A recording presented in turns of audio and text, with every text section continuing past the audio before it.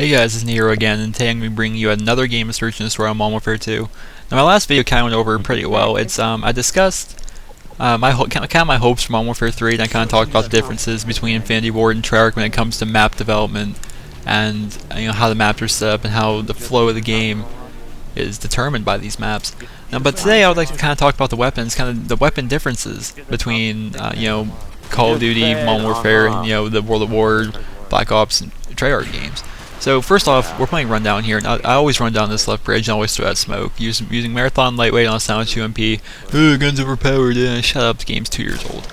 So this is a great way to play this map. So you guys ever, I know a lot of you still play Modern Warfare 2, I personally play Modern Warfare 2 still.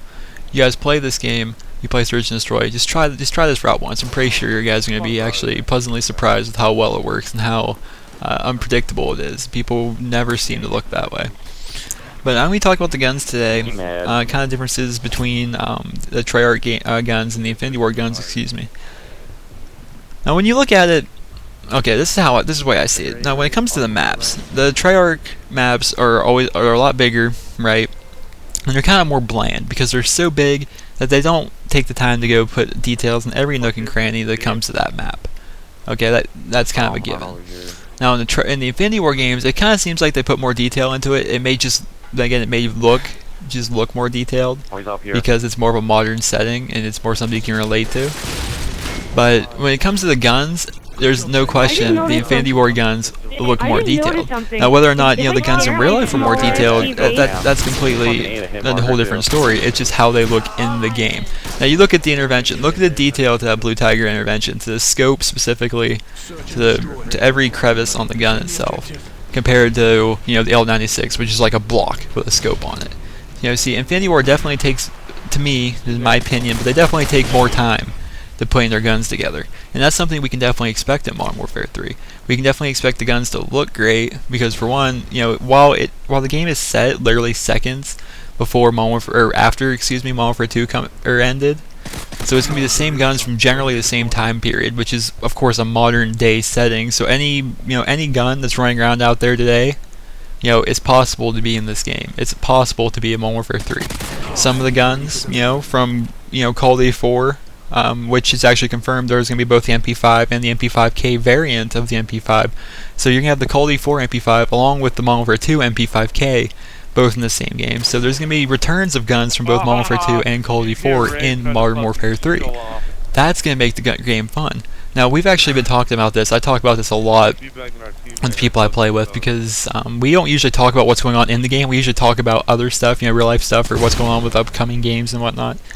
And we like to talk about, what we would do to make certain aspects of Call of Duty better, certain aspects of the game, try and make them a little better.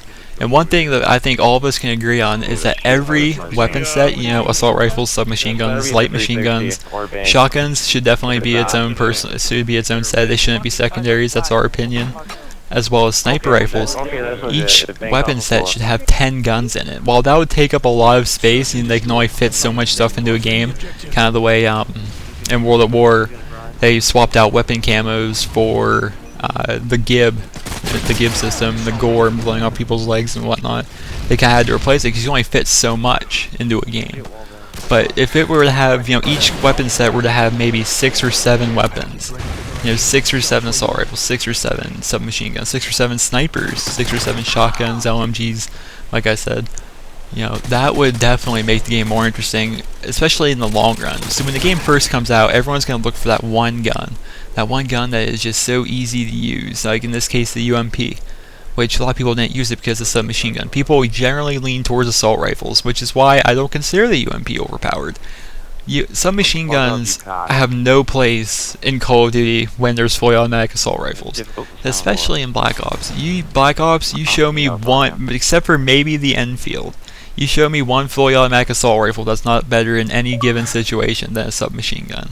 It's kind of bad that way. So, using submachine guns, I don't consider those to be overpowered, which I think in Modern Warfare 3, the submachine guns actually need to get buffed just a little bit so that more people lean towards the submachine guns. The reason Call of Duty Black Ops is like so campy, kind of per se, is that people are only using assault rifles. You look at the kill feed, there's never a submachine gun unless it's Nuketown or maybe firing range.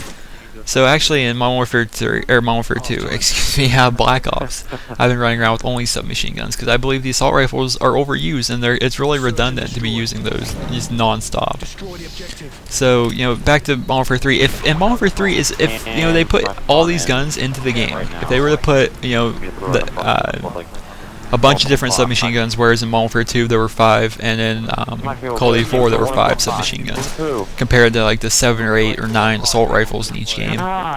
You kind of balance that out by putting maybe even more submachine guns in than assault rifles, buffing up the submachine guns a little bit. This is just an idea. I think that would make the game more run and gun, which Infinity War games don't really have a problem with being too slow, but I'm just saying it would probably help the Call of Duty scene get off of this defensive Machinima Respawn says to camp here with a Claymore and then I'll get a high KD kind of atmosphere that it's become.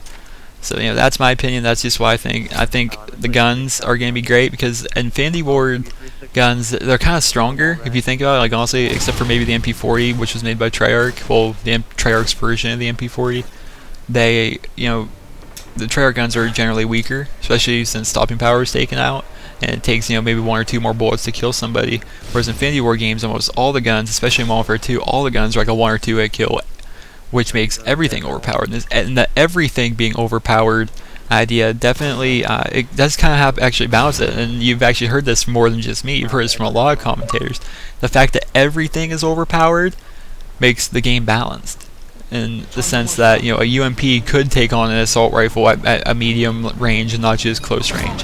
A P90 with Marathon Lightweight could definitely still put up a fight against a stopping powered assault rifle. That's what they brought into Modern Warfare 2, and people are like, oh, this game's so overpowered, the FAMAS is overpowered, but everything in Modern Warfare 2 is overpowered. Everything. F2000 in Modern Warfare 2 is better than the FAMAS in Black Ops. You may think I'm stupid, but try it. You go in private match, see how many bullets it takes to kill somebody with an F2000 at any range with stopping power compared to the FAMAS in Black Ops. The F2000 is better in Modern Warfare 2 than the FAMAS in Black Ops. So I definitely have high hopes for Modern Warfare 3. I'm definitely hoping that they balance out the guns a little more with variation at least. So that's my take on it. There's gonna be a third episode of this series. If you guys enjoyed this, please give it a like or favorite, and have a great day.